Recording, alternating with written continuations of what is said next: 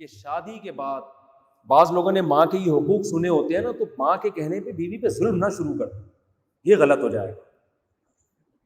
سمجھ رہے ہو کہ نہیں سمجھ رہے؟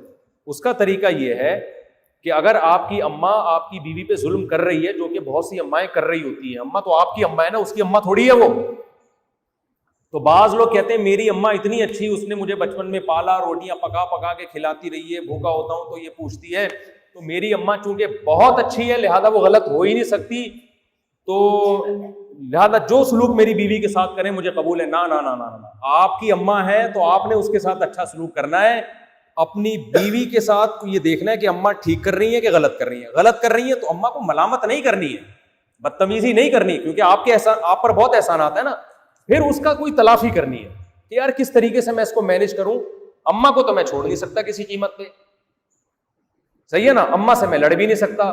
کوئی تمیز سے کوئی ایسا بیچ کا راستہ اختیار کرو کہ بیگم پہ ظلم بھی نہ ہو اور اماں بھی کیا ہو جائیں، اماں سے معاملہ بھی ٹھیک ہو جائے.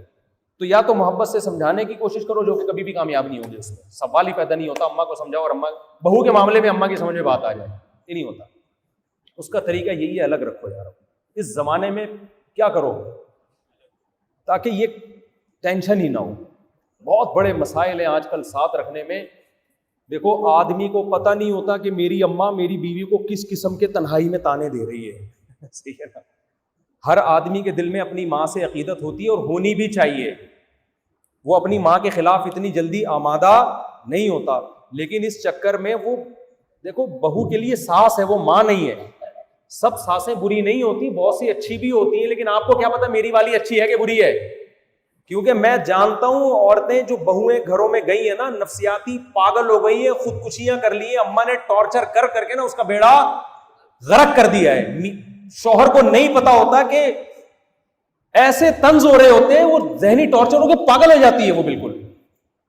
یہ واقعات میں دیکھ کے بتا رہا ہوں، لیکن جب بچے کے سامنے کیس آتا ہے تو اس کی نوعیت بالکل چینج ہوتی ہے. وہ کسی کا باپ بھی فیصلہ نہیں کر سکتا کہ اس میں صحیح کون ہے غلط کون ہے. اور بعض دفعہ بہو کی طرف سے ساس پہ ظلم ہوتا ہے، یہ بھی ہوتا ہے. اماں اچھی بھلی چل رہی ہوتی ہے، بہو ایسے طنز کر کے نا جیسے بڑوں کا کوئی احترام ہی نہیں ہوتا. آج کل کی مارکیٹ میں بہویں احترام کہاں ہے؟ شوہر کا نہیں ہے، اماں کا کہاں ہوگا اس کی. وہ ایسے طنز چل رہے ہوتے ہیں، اماں نے بھی جواب میں کوئی طنزیہ بات کر دی تو شوہر کے سامنے پھر بیوی کے ساتھ رات کو جب تنہائی میں بیٹھا تو اماں کا طنز سامنے آیا، اس کا والا سامنے آیا ہی نہیں. پھر آپ امپائر بن کے تجزیہ کرنے کے لیے بیٹھ گئے کہ میری اماں نے پہل کی تھی، اس نے پہل کی تھی. اتنا پیچیدہ کیس عورتیں بنا دیں گی، آپ کے سر پہ جو بال بچے وہ بھی ختم. آپ قیامت تک یہ فیصلہ نہیں کر سکو گے اس میں غلط ہے کون. جو زیادہ ایموشنل ہوگا اس کو سمجھو گے یہ صحیح ہے، زیادہ رو رو کے سنائے گا آپ کہو گے اس پہ ظلم ہوا ہے. اس لیے میں تو یہی کہتا ہوں خدا کے بندو، اکیلے رہنے کے بھی نقصانات ہیں، اتنے نہیں ہیں جتنے آج کل ساتھ رہنے.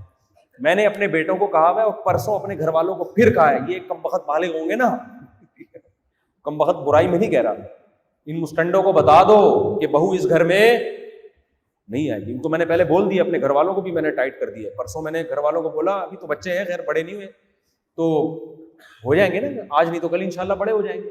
میں نے کہا یہ ابھی سے دماغ بنا رہا ہوں، یہ خوش فہمی میں نہ رہنا کہ میں بہو اس گھر میں لا لوں گا. نہ نہ نہ، ہم کیا زندگی مسئلے ہی بیٹھ کے سلجھاتے رہیں